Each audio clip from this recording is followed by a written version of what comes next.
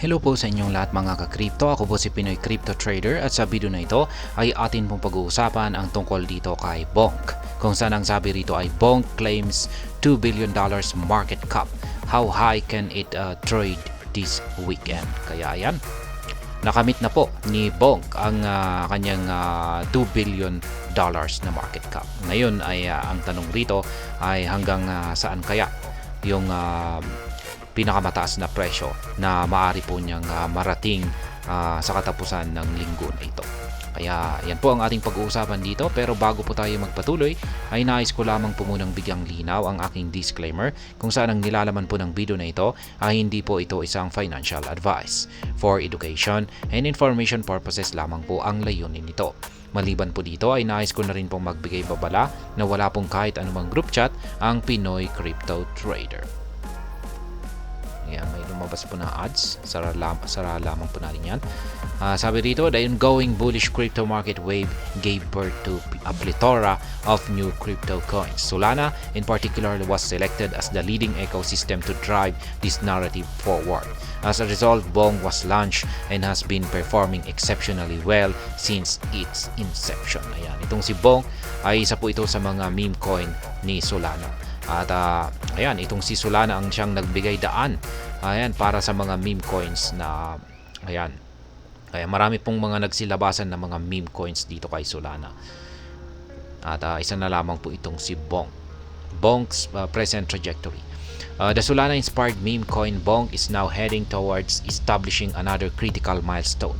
The token has already breached the $2 billion market cap and continues to dominate the cryptocurrency market. Ayan, may na-achieve na naman itong si Bonk na isa na pong napakalagang milestone sapagkat nalampasan na po niya ang $2 billion na market cap. Kaya check po natin dito kay coin market cap. Ayan, check natin sa mga rankings ng mga meme coins. At ayan po siya, si Bonk. Ayan, nasa 2.2 na po. 2.2 billion yung kanyang market cap. At nandito naman po sa itaas niya ay itong si Dogwifat. Nasa 3 billion po kay Dogwifat. At saka dito kay Fluky Ino ay hindi po nalalayo itong si Fluky Ino. Nasa 2.1 po yung kanyang market cap. Kaya mukhang yung naglalabanan po rito sa pwesto or market cap rankings ng mga meme coins natin dito ay itong si Bonk at saka si Fluky Ino. Ayan, ito po ang post ng Solana Floor dito. Breaking, Solana meme coin Bonk breaks $2 billion market cap. Kaya isa po itong matinding milestone para sa kanila. Ayan. Ayan.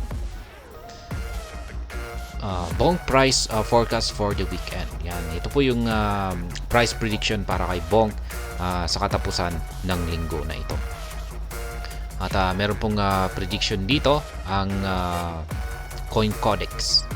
Yan, sabi ng prediction po ng CoinCodex dito ay the token price forecast for the next 30 days is a projection based on the positive and negative trends in the past 30 days. Based on these Bonk projections, the token will be changing hands at 40 digits 4936 on May 28, 2024, gaining 50.04% in the process. Kaya ayan, base po dito sa prediction ni CoinCodex ay pagsapit po ng May 28, 2024 ay ang magiging presyo nitong si Bonk ay ang 40 digits 4936. Kung i-check po natin yung kanyang kasalukuyang presyo ay nasa presyong 40 digits 3302 ang kanyang kasalukuyang presyo ngayon. Kaya ayan, kung nangyari po ito ay makakaranas po siya ng mga 50% na gain. Kaya ayan, 40 digits 4938 ayan, sa May 28, 2024. According to our current price prediction, the price of the token is predicted to rise by 235.07%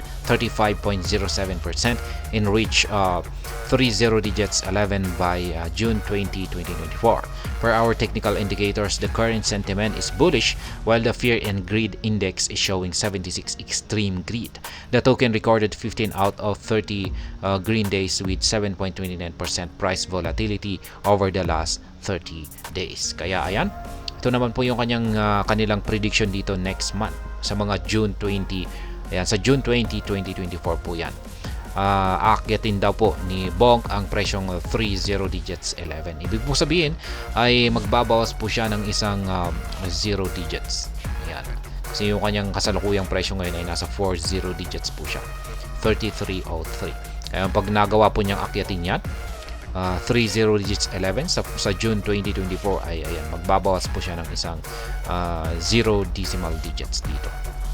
Ayan po yan sa mga prediction ni CoinCodex. At ayan po ulit, pagsapit daw po next week or sa katapusan po ng linggo na ito or May 28, 2024 ay aakitin daw po ni Bonk ang presyong 40 digits 49.36. Ayon po yan or base po yan sa prediction ni CoinCodex.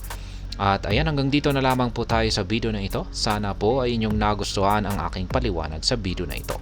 Kung inyo po itong nagustuhan ay pakiclick lamang po ang like button nito. Para naman po sa mga bago lamang dito, kayo po ay aking inaanyayahan para mag-subscribe. Pakiclick na rin po ang bell icon nito dahil ito po ang siya magsisilbing notification nito sa mga bago kong videos na akin pong ina-upload sa aking YouTube channel na ito. Marami pong salamat sa panonood. Ingat po tayo lagi at God bless po sa ating lahat.